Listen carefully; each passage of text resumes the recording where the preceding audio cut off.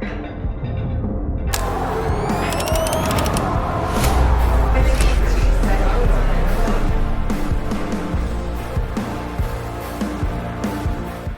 right, today we are on with Kara Concheck.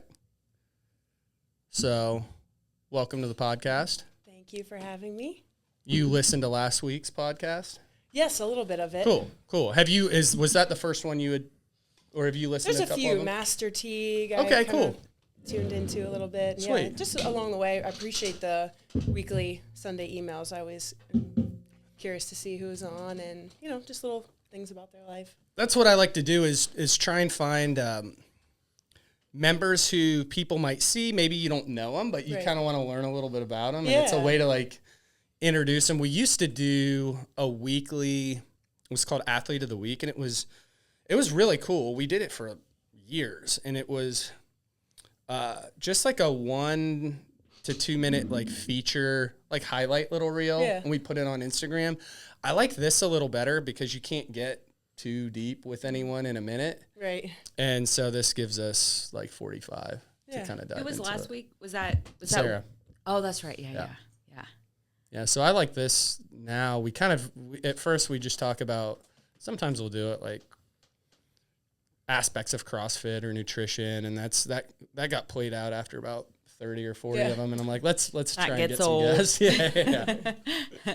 I meant to text Sarah to make sure she made it on her trip because her boyfriend had to bring his birth certificate, his social security card. Yeah, he didn't have a real ID. He doesn't have the real ID. Or a passport. And they were traveling, and he realized that a week before they were leaving, so they were going to show up to the airport an hour early. I think he has to go through an interview process. Oh, and I just hope they can get there and back. All the flight cancellations, hope they can get there and back. What's going on right now? They're closing down half the airspace in the country. I'm supposed to go to Philly tomorrow, and I'm like, am I going to make it there? Don't know. A lot of because of government shutdown stuff. It's the air controllers now, right? And that's why they're canceling so many flights. Yeah, they were already a little bit low in those, and then they're not getting paid, so a lot are just not showing up for work. Oh, they're still not getting paid. Okay. Will they get back pay when they come back? I don't know. Should charge them interest. Well, I'm just They're worried supposed to, but we'll see. Credit card interest. Do you think if we write a letter to the governor about our Puerto Rico trip that we have coming up, that might expedite this whole thing? I'm sure he cares. Hey. We'll just take a ferry there. It'll take us 5 days.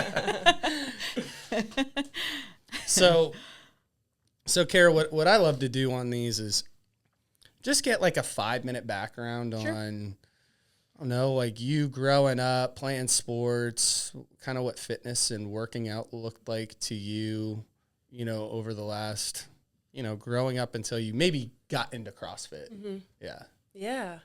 Woo. So originally from Columbus. I grew up in Upper Arlington. My dad played basketball at Ohio State and professionally.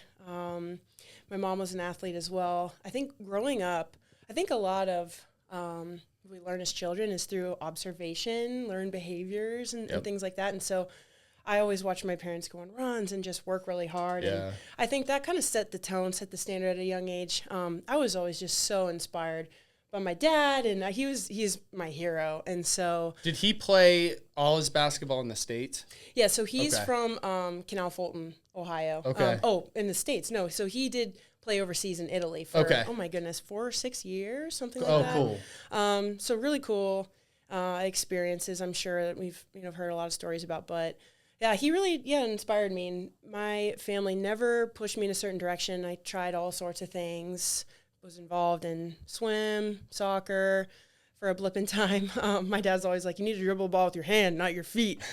So I guess there's a little push there. No, but basketball, tennis, things like that. I really was on a trajectory to potentially play college basketball until I was a freshman in high school, picked up a lacrosse stick, and I just had this moment of just falling in love. I'm like, this is such a fun sport. There's something about seeing 120 yards of open field in front of you.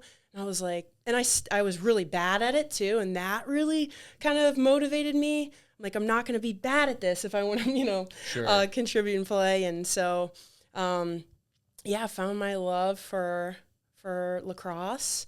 like I said, freshman, high school. In Upper Arlington at that time, was it like rare for someone to start lacrosse at that age? Yes, Okay, because I absolutely. know our kids, I mean, everyone's getting into it in like 3rd grade. Yeah, and so you were behind.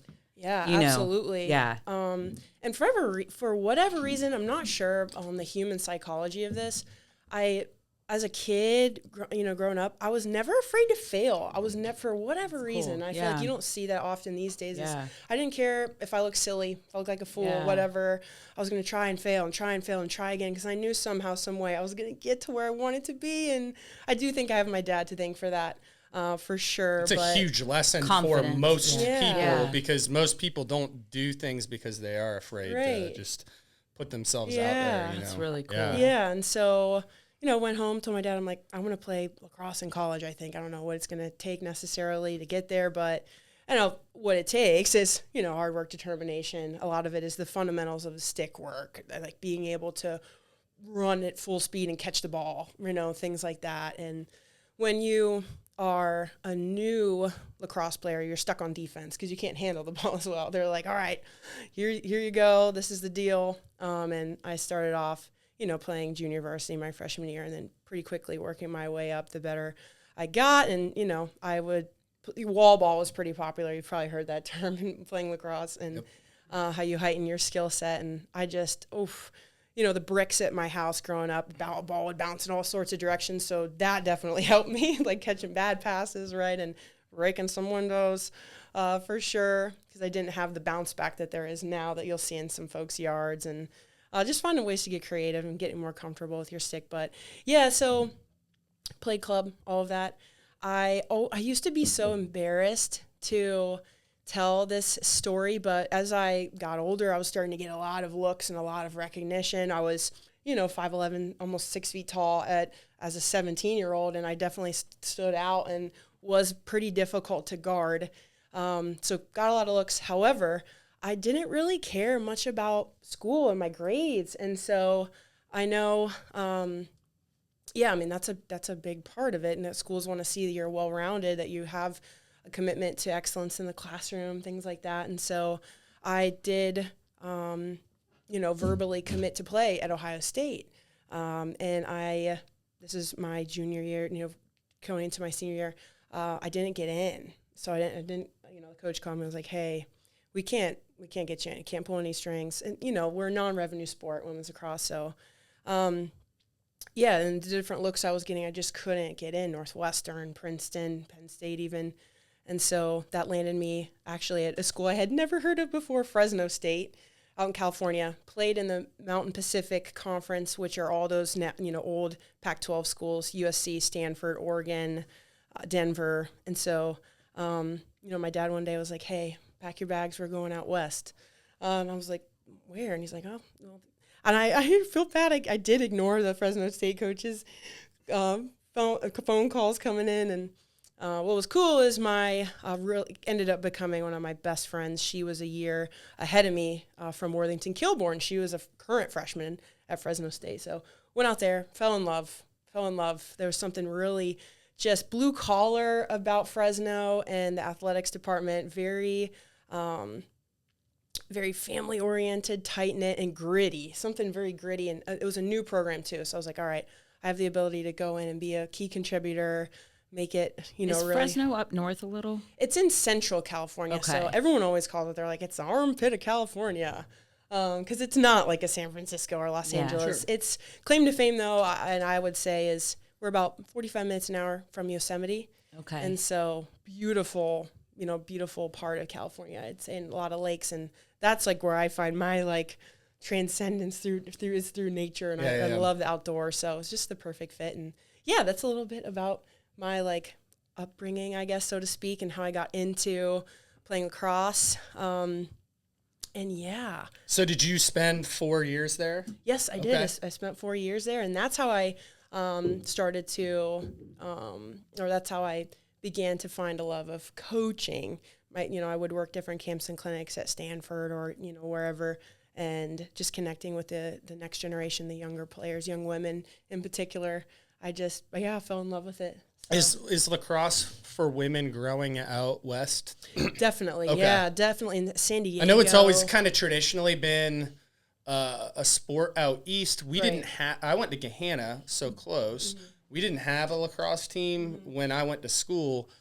Shortly after, I think I graduated, maybe 5 years after, they might have got one. And so, like, generally, it's grown out this way. And I just didn't know how it was, like, out west. Yeah, so. it's blowing up, and the athleticism that's displayed on the field, just their overall skill set, their stick work is just next level. Their sticks are way better than mine ever was, and so it's been fun to see the game grow and become so much faster and more athletic. And there have been so many key players, Charlotte North, Izzy Skane. I know you might not know who those guys are, but they've just reinvented the game and the way that we play. So. Really neat. Yeah. So was your dad done with his professional career by the time you were born? Yeah. Okay. Okay. And you have siblings, right? Yes, just one sister. She's Okay. a year younger than me. A lot of folks laugh. They're like, you couldn't be more opposite, but also similar. She's a couple inches taller than me, hard to believe. Blonde, blue eyes, so funny. Very athletic, but didn't decide to play collegiate sports or anything like that. She was more into like equestrian type of stuff, which we did growing up too. And so, yeah. Neat. And does she live close by now? Yeah, so she lived in Denver. She went to Regis and stayed out there for like 10, 12 years, and she moved back like 2 years ago, and then we just moved back to Columbus. I've been away from home for like 14, 15 years. We just moved back like 10 months ago or so because of my 18-month-old and, wanting to be with family and really root back down here at home where we belong. People who grow up in UA come back. Yeah. I mean, It's I've overwhelming if talked you're to not so from many Upper people Arlington. who go to the gym Yeah. who have a similar story. They're gone for 10 years, and then they come back. Right. They move back. Babies bring them I mean, back. we actually have. I need help with these kids. I mean, there's two people in the class that were in that class that I believe both of them each, like, their parents moved out to condos and they live in their parents' old house in UA. Yeah, so it's like that's it is a cool. place that people come back Yeah. to, and like they want to raise families around and like, be in this area again. It's cool. Like, as we're raising kids here, it's neat to kind of see that it's like a place that people really love and kind of come back and root down in. Definitely. Yeah. Yeah.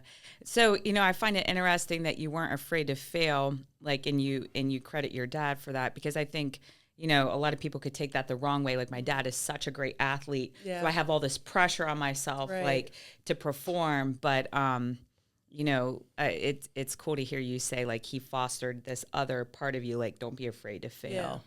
And that's kind of why I asked if he played in Europe, because to keep your career going, like, you're not afraid, like, maybe you didn't make the NBA, but like there's still some money to be made, and you can keep playing. If you're passionate with this, like, you're going to keep going, and you can keep, fulfilling this dream of playing basketball at a high level. And like, you're not afraid to fail if you're going to Europe and playing, back, And, like, back just then seeing too, the world Yeah. as a 20-something-year-old too. Is probably Yeah. fun. Heading into Yeah. the unknown, I feel like I think it's incredible. Like, yeah.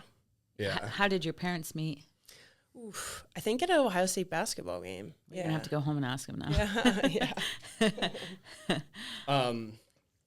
So when did you get done with lacrosse? When did you start to come across CrossFit? Did you do any of it in college? Yeah, so I never really lifted much in high school. So I get to college and we're doing cleans, we're doing front squats, we're doing, some stuff, some glute ham stuff on the GHD. And I'm like, whoa, I'm quickly humbled at all the things I can't do. And I'm like excited about it though, right? And so that was my kind of first introduction to like the weight room and the barbell. Definitely took a lot of pride in getting stronger. I wasn't intimidated about, getting bigger and things like that. I'm like, I'm going to fuel my lean body mass, and I'm going to get stronger and quicker and sustain and to be able to perform at a high level to stay healthy on the lacrosse field. And so, but I did, it's funny. I always knew about CrossFit later on. Like, I think it was like 2013, 14. My athletic director in my high school, Lindsay Smith, who you guys are very well aware of, she wasn't my athletic director when I was at in high school, but I just always had my eye on her for some reason. She was a name in Columbus that was recognized in the CrossFit world. And I think I went to regionals, 13 or 14, something. I watched her. She was tall, and I'm like, oh my gosh. She's like a unicorn. Did she get second in that one, and Julie Fouché won? Yeah, I think so. Like, so it was at the convention center. I'm like, oh man, when I graduate, I want to try CrossFit. I had my first job was at Cal at UC Berkeley. It was kind of like a summer internship type of deal before I started my first college coaching job. That fall of 2014, I went into, it was CrossFit Oakland or CrossFit Berkeley. Okay. This is so funny. It was DT. DT was on the agenda. Gosh. And I'm thinking to myself, I'm like, oh, I got this. Like, I got this. That's right in your wheelhouse if I'm thinking of a workout right now. Me now? Yes. Yeah. Me then? Absolutely not. Okay. I got quickly humbled by, 30, 40-year-old women who just exuded confidence in so many ways. And I just couldn't believe how, they just absolutely smoked me. Yep. And I was like, wait, this is a lot harder than I thought. I think I had walked into it thinking I'd pick it up a little easier, but the volume under the barbell was something I didn't have. Yeah. And so, in 2014, I was in Ohio for probably about a year. My first college job was at Oberlin College. And so that was an awesome experience. But the first gym I joined was called Blind Dog. And it was more of Mark Valenti, he's awesome. He's more of a strongman type of guy, him and his wife. She was a college rower and who was a regionals athlete. But it was a lot of strongman stuff, like iron crosses, kegs. Like, we just did so much strongman stuff. And I didn't realize that necessarily wasn't CrossFit, because he's like, they were an affiliate at that time. And we blend in some conditioning things here and there. But yeah, it was mostly, and I did a Highland Games that summer, I think. Chalking your arms to pick up stones. Yeah. Oh, the stones are so fun. I love the stone loads, and that stuff's cool. Yeah, that formulated my baseline for building my strength, I think. Yeah. And then like I said, I've been all over the country. I was in Pennsylvania, joined another gym there, Legends Warehouse. High conditioning, high volume. Great couple who owns that gym, and so just kind of found a love for training, pushing myself, trying new things. And I love the variance that CrossFit brings. You never know what you're going to do until you get there. I definitely started getting more serious in CrossFit itself just prior to COVID, I'd say, is when I said, to myself, hey, I want to start doing this more competitively, take this more seriously. We were in California during that time. I'm like, this is, how long ago is this? 2018 or so, 2019. I got my L1 at actually Rogue in Columbus one fall or winter. I don't remember. Lindsay was the trainer, which was fun. But I started coaching at a gym, CrossFit Fresno out west. But that's when I started taking more seriously. I did follow comp train, and I feel like that changed a lot for me, especially through COVID when everything was shut down. My husband and I would just work out 2-3 times a day at that point because we weren't allowed to do anything. We weren't working, and lived across the street from a track, Clovis West, and so it was called, and we'd bring our barbells over there, and that's where we just really started to see some transformation in my abilities. I knew I needed to work on gymnastics, being a taller athlete, things like that. The muscle ups, handstand walks, and that's when, I started to do a lot better. I was did really well in quarterfinals that year, and was inches away from a semifinals appearance. And not too long after that, moved back out east. We were in the Carolinas. I sustained a knee injury. Oh, I exploded my knee on the lacrosse field, and I wasn't really even doing much. And so that was my biggest fear. And I had a healthy playing career, but ACL. Were you playing with scrimmaging around with people, or what were you doing? I want to say we were about to play. I was the head coach at Winthrop. We were about to play Clemson in that coming weekend, something of that nature. I want to say, could be wrong about the matchup, but I would sometimes jump in and do scout team. I'm a bigger player. Clemson had a lot of stronger, taller athletes, and so. But I just wanted to just move the ball, skip the ball, see how we could break apart a zone defense. I had done it was during the CrossFit Open, whatever year that was, 2023, I think. during the CrossFit Open, it was the shuttle run workout that morning, right? I cut on my right leg every single time. Oh yeah. That was a huge contributor. And then that and the burpee pull up thing. Yeah. That was it. That's the only one. But you had done it that day. I did it that then morning. you were out there, so you're just pre-fatigued. Yeah, I did it that morning, gonna practice, and like I said, I wasn't planning on doing much. But then you say that to yourself. You get out there and you're like, okay, and I was like, I forget exactly. I was like pumping for shooting space or whatever. You guys might not know what that is, but there was a lane where I had the opportunity to shoot. Two of my players went to crash in, and I had to turn out of the pressure. I wasn't going to shoot in that moment, especially potentially hurt someone. So I did this like hockey stop, plant and pivot on my right knee, and boom. I knew right then and there. I was like, I just tore my ACL. I stayed standing. I think I was just so upset more than anything. I sat down. I called the athletic trainer over. I was like, can you do the Lockman's test? Like, she was like, yeah. And, she was being so sweet and polite, and just, she didn't want to say right then and there that that's what I'd done. But at that point in time, I was training at an awesome gym outside of Charlotte. And I worked with a physical therapist there, Amy Bullock, who owns Fortress Physical Therapy. I FaceTimed her. I was like, Dr. Amy, I tore my ACL, I think. She's like, oh, just come in. Like, it was literally probably an hour later. She was had me elevated. She was needling me and the electro needles and just trying to get some blood flow to the area, I suppose. And yeah, so ended up getting surgery. I think it was like 6 weeks or so later. They wanted me to get stronger and whatnot. I had surgery in March of 2023. I didn't know that. Yeah, so ACL, meniscus, and then chondroplasty, the team doc for the Carolina Panthers. I think it was either him or some guy who worked mostly with NHL guys. Anyways, he had a lot of experience with knees, and I can't remember his name, but he had said to me, yeah, I mean, you got just serious bone on bone going on, and you're going to need a knee replacement in probably 10 years. Like, you've just done a lot of trauma to your knee, probably your other knee too. And I'm like, oh, cheers. And he's like, well, let's just do it all. Like, sometimes chondroplasty is a separate procedure. What is that? It's pretty much where they drill your tibia, fibia. I don't know. They try to promote blood flow. Okay, I've heard of, yes. Can you regenerate cartilage? Is that a thing? I don't know. It just doesn't. I don't know if I they think can. you can. It just doesn't get much blood flow. Yeah. So they they just drilled my bones down there. To try to, and you can get it, and it's a little different type of cartilage. It's kind of like this fibro cartilage. Yeah, okay.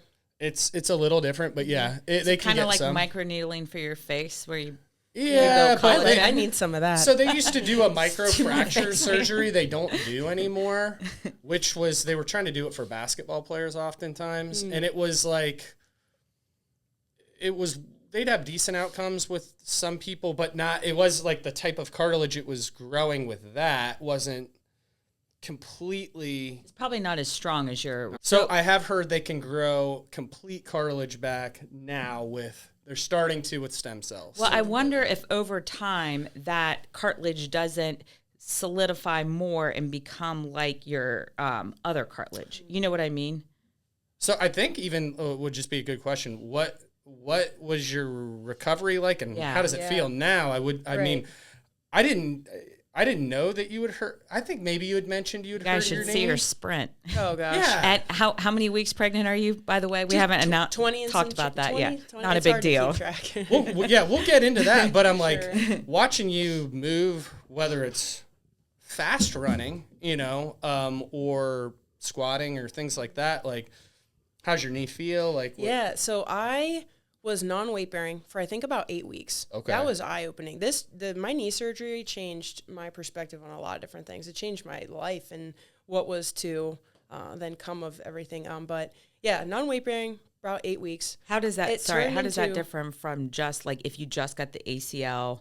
Yeah, I think it was the chondroplasty paired with the meniscus damage. Does that change your... With an ACL, I think you're walking. Yeah. So it really changed your... Because you can't be weight-bearing because they've just drilled into your bone. Mm-hmm. So, okay. So, oh my gosh, my upper body, because of the crutches I got, I think I saw Matt Frazier with this particular crutches I used. My upper body was just shredded. And I was like... You're in a locked-out dip position all the time? Yeah, seriously. So, but... oh my gosh, the atrophy that took place, my right leg turned into just a skeleton leg. It was so sad to see it. I'll never forget, like, seeing, even the 3 days post-op, looking at my incisions, things like that. I was like, that's my leg. Oh my gosh.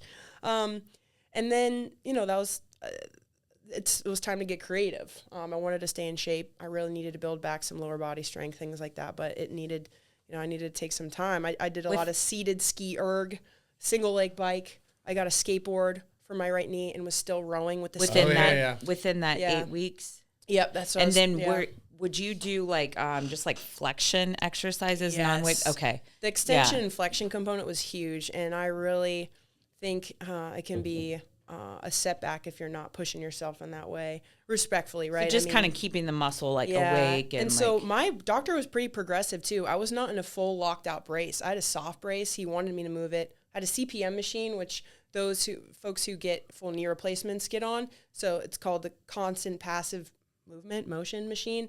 So I'd sit on that for a little while every day, a couple times a day, just to keep my knee moving. So it moves for you. Yeah. Okay. Mm-hmm. Okay. Just to get to, 100 degrees, 110. And break up that scar tissue. Yeah. And so the last thing you want is to not be moving your knee, and you have to go back in for surgery because they have to clean out that scar tissue and stuff. And so there are times where, with the flexion where I felt like I just couldn't get past a certain point. And unfortunately, you got to force it a little bit is what I found. And super uncomfortable, learned a lot.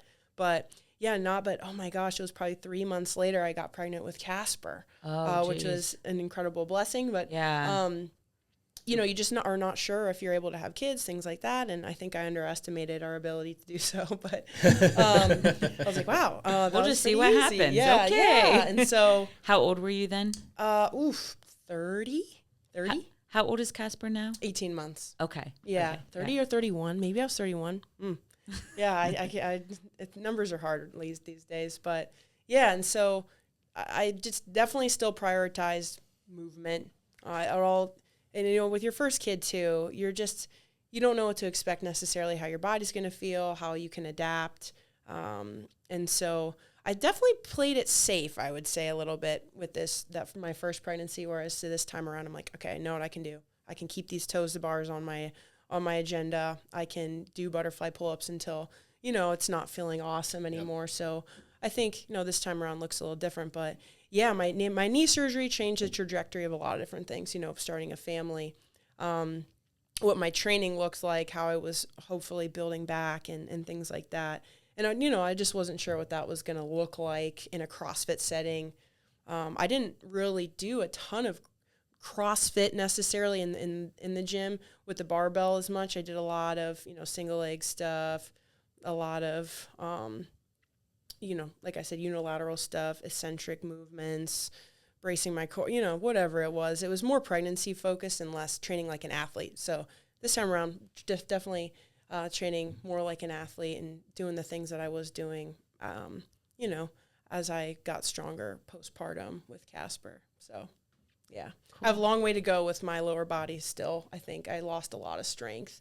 And so I know right before you had kind of got pregnant, you had started to really click into a pretty good stride though, where you're like, I'm getting back to you had a good rhythm and working out hard, and you were starting, I could sense, cause I was just working out in class with you a lot, and you were fast and good right away, but I could see it momentum starting to really go. I was starting to feel more like myself again. Yeah, sure. I could definitely tell, and just you were being really aggressive with the barbell, you started digging on runs, really you'd ease into it, and then we'd have an interval or something, you'd start sprinting in. And it's neat to see another woman push herself and not be so afraid, be comfortable in your body when you're pregnant, because everybody's got to listen to their own body, but I think just fear is more be afraid of everything. Definitely. As soon as you get pregnant, and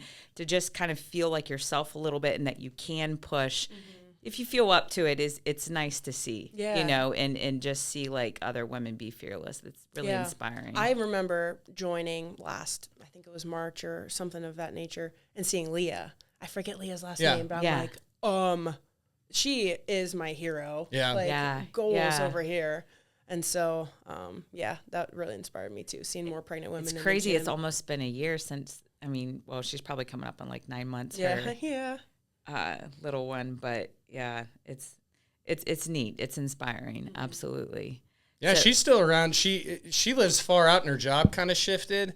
So she's doing like 5 classes at a time, but she's still coming in. Oh, is she? Oh, yeah. Okay, yeah. good. I talked to her still. I know and she was like, upset. Yeah, it's but tough. she's still like, she bought I like class packs and she's driving in and bringing the kids and the babies and doing all of it. And she didn't miss a beat. I mean, she's like, she's strong. she Yeah. is. Yeah. Yeah, she's tough and makes it work. I mean, I've seen her flip open laptops like It's like if I had a Next 9 to to- 5, this is what I would yeah, do. next to the barbell with like, a meeting going on. I'm and still here. Type the she's tap running the out, keys every she's couple running minutes. outside and coming back in and Please turn your camera on. It reminds me when I worked in the corporate world. I'm like, I'm not meant for this. yeah, you'd have those I'd be out at the pool. you'd have those meetings Put on a in the different background all the backdrop time. on. Like we think you don't understand. You're gonna do more meetings. I'm like, I understand. I just don't agree with you. I said that too. That's really neat. So do you and your husband have an idea of how many kids you want? That's a good question. I think he wants to, if it were up to him, he wants to keep going. I'm like, listen. Maybe I'm seeing what 33. happens Yeah. ends up in a big household I'm for like, you. Oh.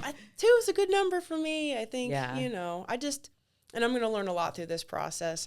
I'll continue to ask a lot of other moms. I'm like, what's it like adding that second? Because I feel like my heart can't grow any bigger. I'm like, how can you love another baby? And then you do, right? Your heart expands in ways that you couldn't imagine. But, I think the more children you have, I don't want to continue to, not that you're dividing your love, but I just want to give each of my children as much love and attention as they deserve. Yeah. And I don't want to feel like I'm spread thin. And so props to all the moms with multiple children and doing it all. And I think 2 is a good number. I guess. I was the We- 4th. They didn't have any love left for me. That's Ran funny. out. You're on your own. For me, it's a lot. Like, I didn't realize how much I like quiet until like both the kids are home. And if they have friends over, I'm like, everybody outside, everybody outside. I'm like, 4. I mean, and we have friends with 4, and I mean, they handle it so well and they're so chill.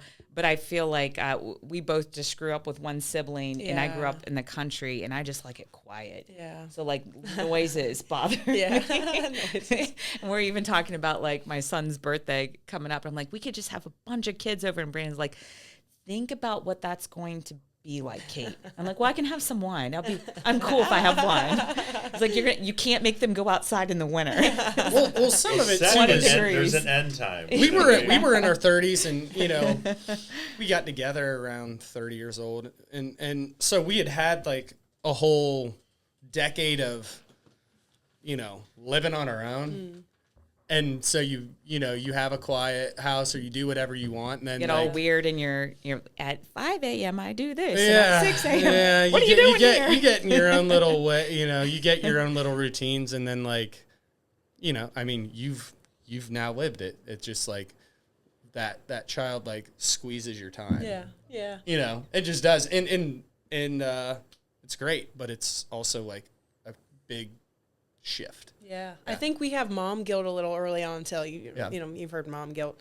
But like that's why I've loved CFGV because of the childcare component, because it was just hard for me early on to find time without childcare to squeeze in a workout and not feel guilty about you get it. So it's just been a nice change of pace and getting that consistent routine going. That aspect of our gym is 100% not financially like a money maker for us, and it's hard to staff, and it's a tricky thing, but we are like, there's a lot of people out there, and not as many people I think take advantage of it as like could during the week maybe, but I'm like, there's a contingent of people, because the way we kind of came up with it is we would have so many members who would be with us for like 4 or 5 years. Oftentimes they'd meet here, they'd get married, and they'd have their first like child or set of kids, and then that would kind of end their ability to train. Yeah. And nothing wrong with that. It was just like, if we could maybe they wanted to keep going. If we could put something there to like keep people a awesome. part of it. And again, it wasn't like, this is going to really like help the, It was a big, you let me know that. Like, we are not making any money with this. Yeah, this like is when going to we be did hard. yoga. This is going to be a tough thing to like maintain, you know, but I love peeking in there every day, and it's used every day by people. And I'm like, this is cool. Like, this is why we do this. So, and it's cool to see, you know, like you were saying with your parents, how inspiring that was, like for kids to be there with their parents and, you know, just know that this is, you're always taking care of yourself. And this is just the expectation. Right. And I think it's really neat. Like, you know, our kids,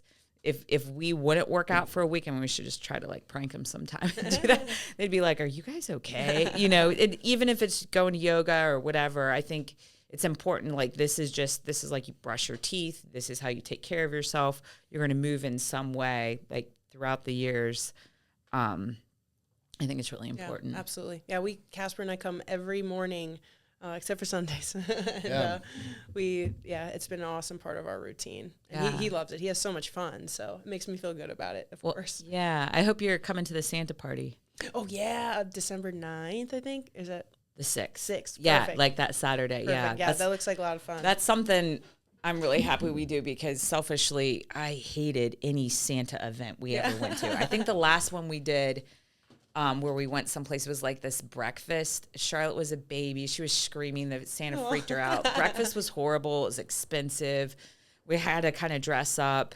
And I'm like, that's it. I'm figuring something out. No, that's so cool. So we have a little bounce. It was actually at the place that Dave you got married. Yeah. Yeah, Dave and Chelsea got married at, but they just rented this room, and then they packed so many people in. There was like probably 200 people in there.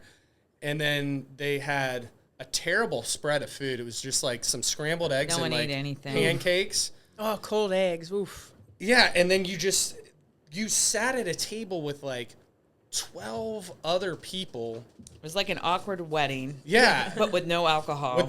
And just like, kids. yeah, and crappy pancakes and scrambled eggs that were gross. And then just this one Santa just came in with a photographer and walked around to all these tables, just popped his head in, and like he got a picture. I know. Yeah, I was like, didn't we pay it was not a friendly Santa either, and I think we paid like something like $50 a head to be in here? Billy Bob Thornton Santa? Yeah, it is exactly what it was. That's horrible. I was like, that sucked. Yeah. So now we have our Santa every year. We do it at the gym. He grows out That's his own beard. Oh. He starts like dyeing it, like, you know, way in advance. Oscar's kind of on to, said, why do we not have the real Santa at the gym? Like, why does he have to talk to you guys, and then you guys have to talk to the real Santa? I was like, this might be the last year. Yeah, we can keep it rolling. Just like, well, okay, you have figured that part out. So. Start to question it. Yeah. He's just starting to like logistically figure out like this is the end for me was Yeah. finding presents that my parents had hid beforehand that said from Santa. I was like, why do they have Santa? I was like, this whole thing's a sham. I saw a Santa at a party like getting dressed. Like fully getting dressed, like in a bathroom. I'm always worried I was that's like, going to happen because the kids are here early when Aaron comes in, and he's usually like, okay. I remember I weird. kicked the door and I busted in because it was like cracked, and I said, I knew it. Put your hands up. Hopefully there's no kids that watch this. I know. I was like, Don't show your. We need to put a disclaimer. There's a Don't show your disclaimer. kids. I had a couple years They're where under like 10, I don't know, 8. it was a couple. I was probably like 6 or 7. I had a couple years where found they could have out all strung the me stuff along. early. I know. I was so old. I was always old, getting made Kate fun was of. 16. Yeah, no, I and was still. I feel like I was later. I to think I find was out, 12. Too. Same with like the And- tooth fairy and Yes. stuff. I'm like, I was so old, and then I was so embarrassed, and I went and told my brother right away. And I'm like, I don't want him to get made fun of. And my mom would be so mad at me. I'm like, he's going to look stupid like I look stupid. But yeah, it's a fun little event. And then we have Z Cucina. We have food here too, like Nice. pasta and stuff. Nice. We're excited about that. Yeah, but we try to do like a little more like family events at that, and then like Murph. kind of have something here for the kids. Yeah, and, like, we face did attend that. painting. That was awesome. Yeah, but yeah. Well, we love having you here. Thank you. I mean, you make this community just awesome, and you're so inspiring. You're inspiring to me to try to keep up with you. And I mean, I think the last time we ran sprints, I was just chasing you the whole time. It was like a month ago, too. Oh. So it's 4 months pregnant. I don't have a my lot of ass. running left in me. I probably maybe another month or so, I think. So Yeah. we'll see. I'm still trying. Yeah. Well, you don't have to keep the same speed. you Right. know. Yeah. You're right. You can let it slow down. I know. But yeah, no, thank you. Thank you for having me. I love Yeah. being here. I've been so excited to root back in at home here in Columbus and be able to become a member at CrossFit Grandview. It's been awesome and great community of people, which you guys have spearheaded and led. So it's been awesome. I appreciate it. Well, thanks for doing this. Yeah, thank you. Thank Appreciate you. it.